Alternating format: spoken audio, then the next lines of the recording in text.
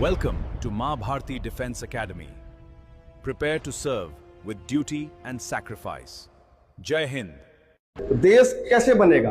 केवल एक चीज रहने से, अगर मान लीजिए हमारे पास जमीन है, हम उससे सोचेंगे कि हमारा देश का निर्माण हो जाएगा, तो नहीं होगा।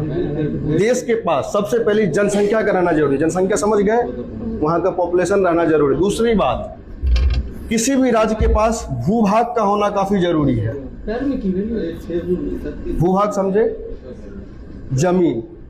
दो चीजें हो गई, जमीन भी हो गई, जनसंख्या भी हो गया। तीसरी जो राज्य की अवधारणा होती है, वो हमारे पास सरकार होनी चाहिए। सरकार, जैसे अभी हमारा भारत देश है, यहाँ मोदी जी की सरकार है। मान लीजिए सरकार ना हो तो क्या होगा? वो भी तो सरकार ही है। अगर सरकार नहीं हो तो क्या होगा? देश चलेगा? देश चल ही नहीं सकता। अगर आज हमारे पास कोई सरकार ना रहे, जैसे पहले कोई सरकार नहीं थी तो ब्रिटिशों ने आके कब्जा कर लिया, अगर आगे भी नहीं रहेगी तो कोई और आके कब्जा कर लेगा। तो हमारे पास सरकार का रहना जरूरी है। और चौथा, राज्य का संप्रभु होना जरूरी है। संप्रभु का मतलब समझते हैं? संप्रभु का मतलब होता है स्वयं के फैसले खुद लेना, खुद के फैसले। आज हमारे देश में कुछ भी होगा तो वो फैसला कौन लेगा? हमारी सरकारें खुद लेगी। ऐसा तो नहीं है कि अमेरिका से ट्रम्प आएंगे और बोलेंगे ये कर लो, ऐसा तो करना नहीं है। भारत के जितने भी फैसला होगा वो भारत सरकार खुद करेगी। अभी आपने हाल ही में देखा, आंदोलन चल रहा था, सरकार ने इस्तीफा दिया। ऐसा तो नहीं है कि बाहर से ब्रिटिशर्स आए और कहे कि आप इस्तीफा दे दो, सरकार तो खुद करी। संप्रभु होना कि अपने फैसले खुद हम ले सकते हैं। यही चार चीजों से मिलकर बनता है राज्य। और व्यवस्था का मतलब होता है नियम। जो राज्य कैसे चलेगा, किस तरीके से चलेगा, वो नियम जिसमें लिखा होता है उसको हम बोलते हैं संविधान। नियम देखिए दो प्रकार से होते हैं। एक बात बताइए, क्या नियम का लिखा होना जरूरी है या बिना लिखे हुए भी नियम चल सकता है?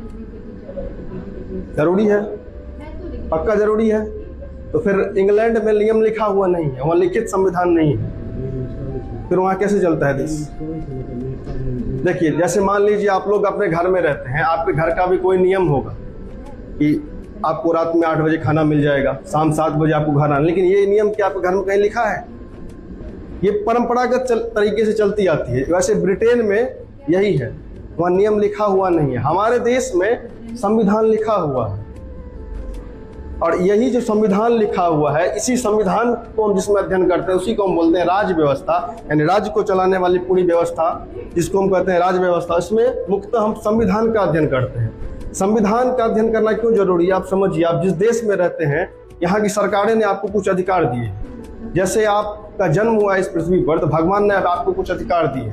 कुछ चीज़ें ऐसी हैं जो फ्री में आपको दिए हैं। जैसे हवा आपको फ्री में मिलता है, पानी फ्री में मिलता है, वैसे हमारे संविधान में कई तरह के हमें अधिकार दिए गए हैं, जिसे मौलिक अधिकार कहते हैं।